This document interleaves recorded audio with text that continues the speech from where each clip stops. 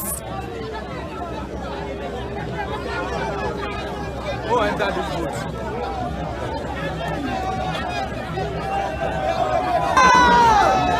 You don't turn alive, I'm live.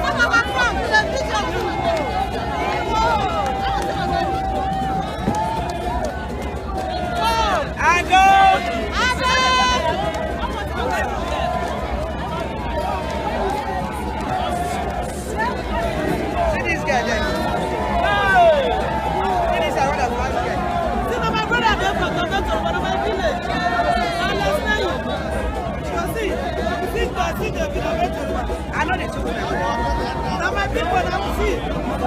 Now when they say, and that's not so this is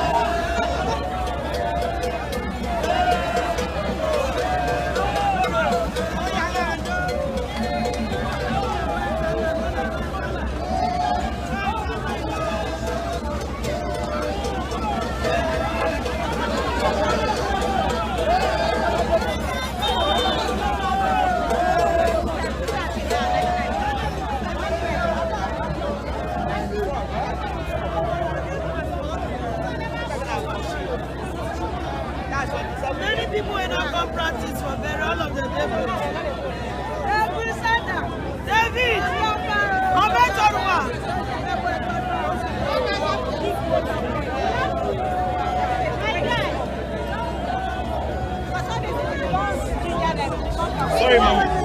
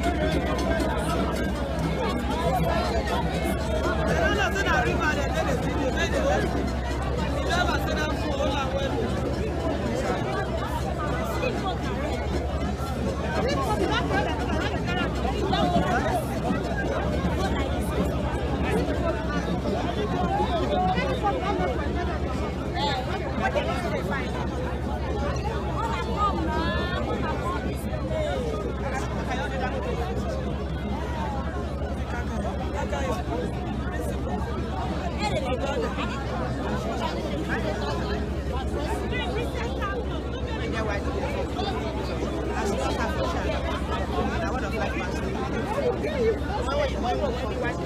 principal and Kakayo.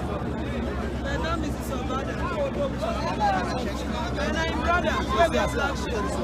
Mary Afghan. Yes. See the one they know the other. See, I feel wiser.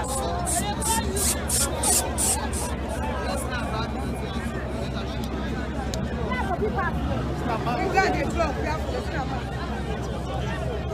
You are your shoe. Hey, Bob!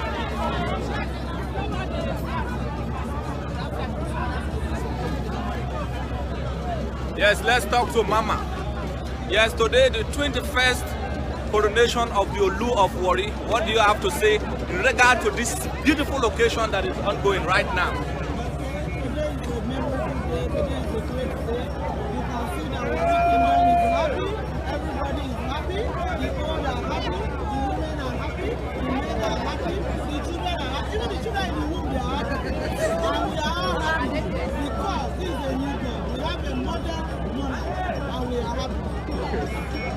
Your name? I am Rachel Misa.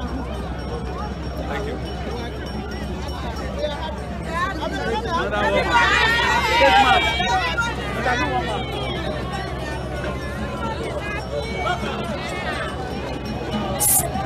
Go.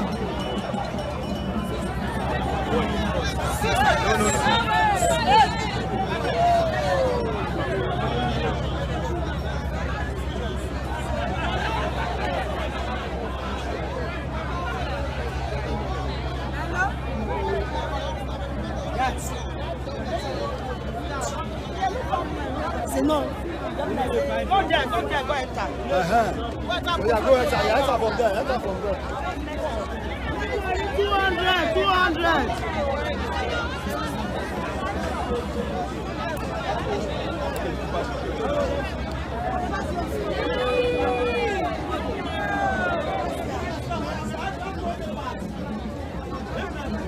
You never let go the back up now. How many?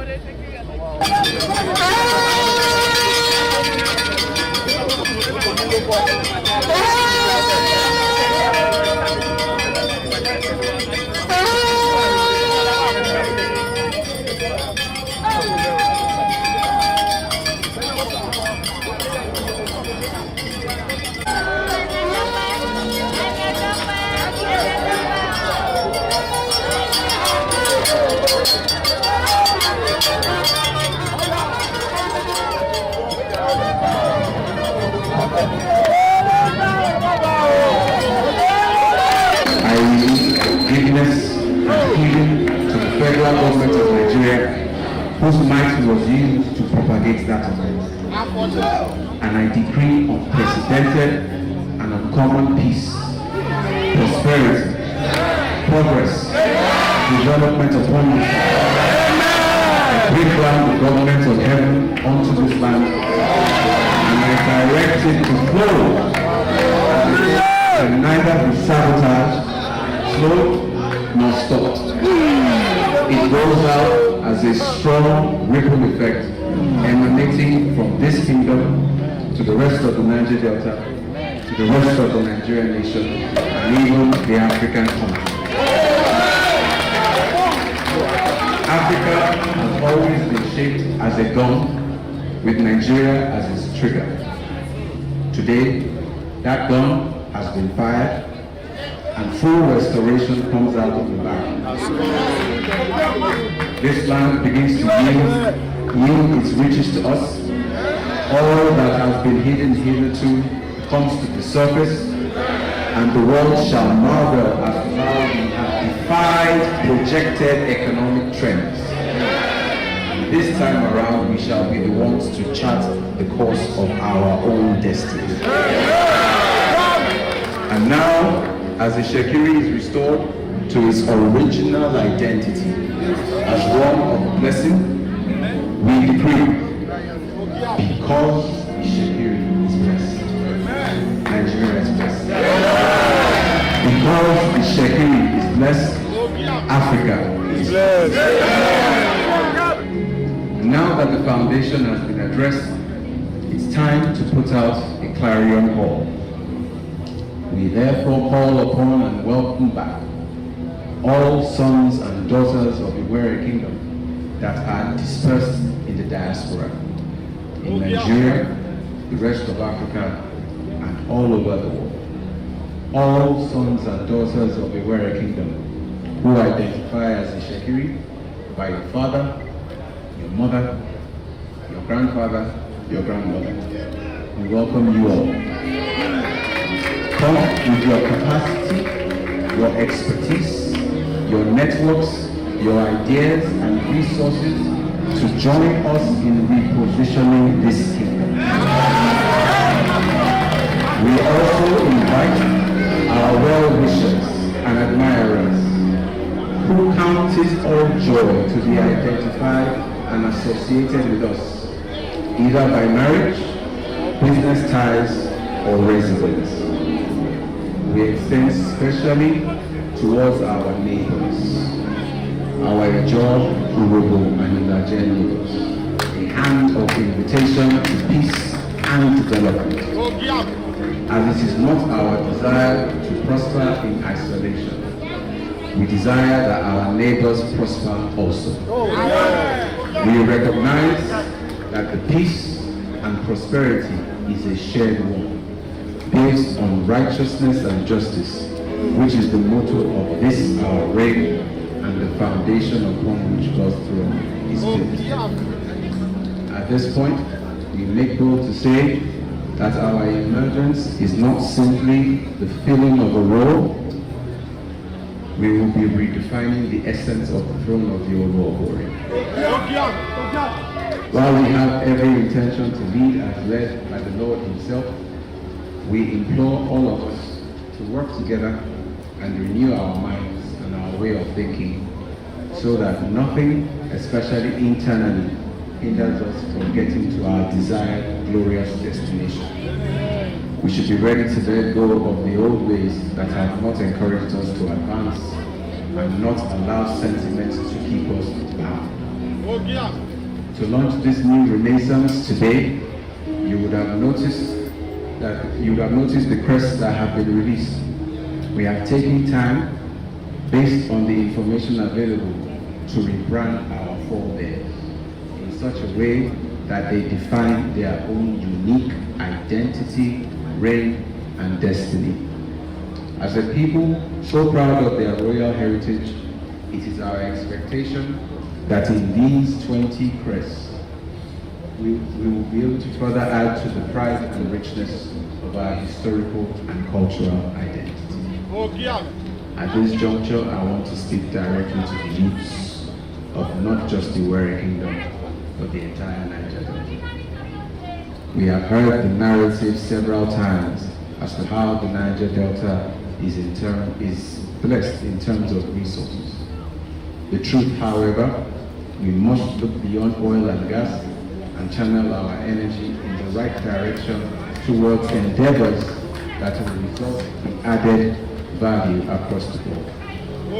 What we have is our culture and our identity, and we must use this as an instrument to influence the minds of our youth for their own development in ways that are completely devoid of partisan politics. We will look to honor our women.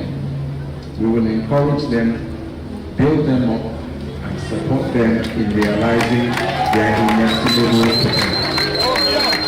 And as we do this, we will also see the multiplier effect in the collective development of our people.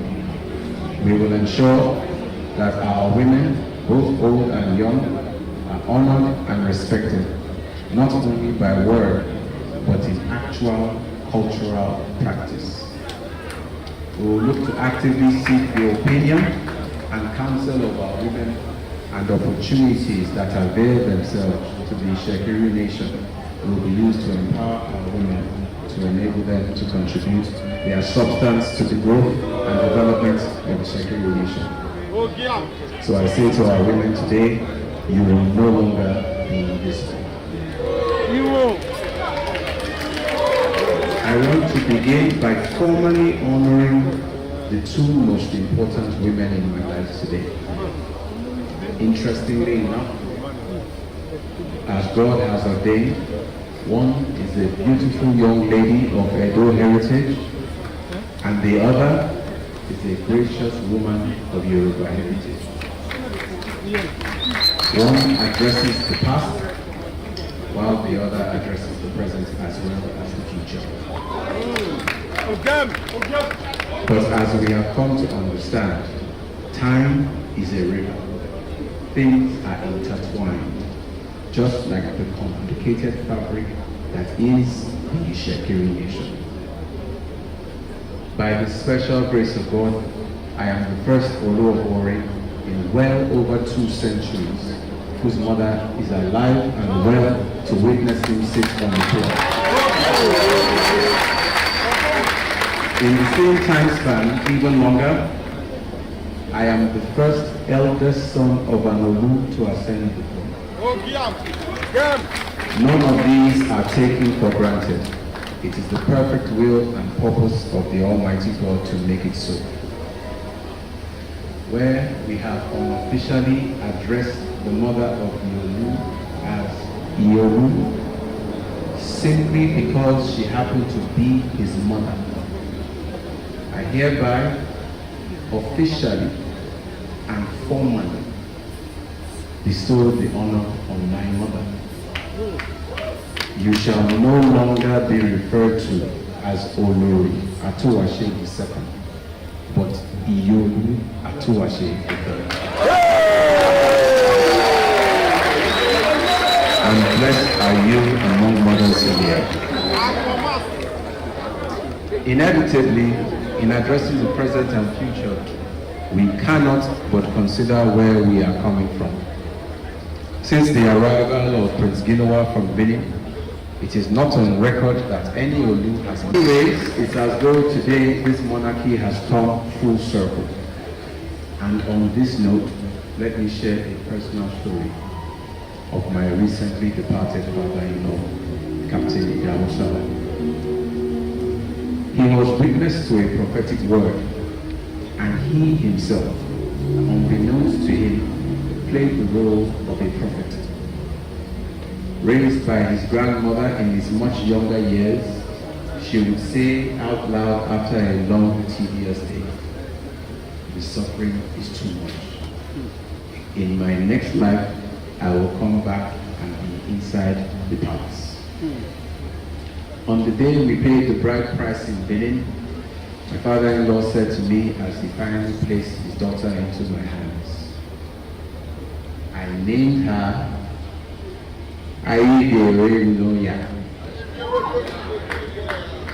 Roughly translated, you don't abuse precious beads."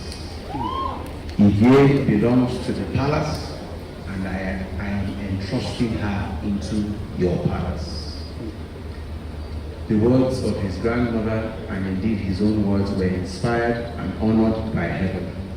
And today, the full manifestation has come to pass. To my beautiful, loving, and supportive wife, I hereby officially and formally bestow the honor upon you. You shall no longer be referred to as Princess Ivie Eniko, but as Olori Atowase III.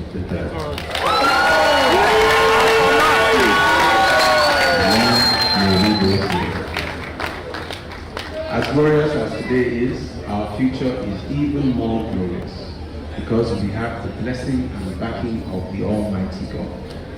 And with this backing comes boundaries. Whatever knowledge in form of our centuries-old heritage, or whatever resource in form of our abundant natural and mineral wealth that God has given us, we will neither boast in nor depend on them. Rather, we will depend on God Himself, who has given us these things. And it is in doing what God says to us, how we follow His instructions, that we will move mightily in dominion, power, and authority. And upon this revelation shall the bedrock and cornerstone of our reign. The earth belongs to God. This throne belongs to God. This king belongs to God.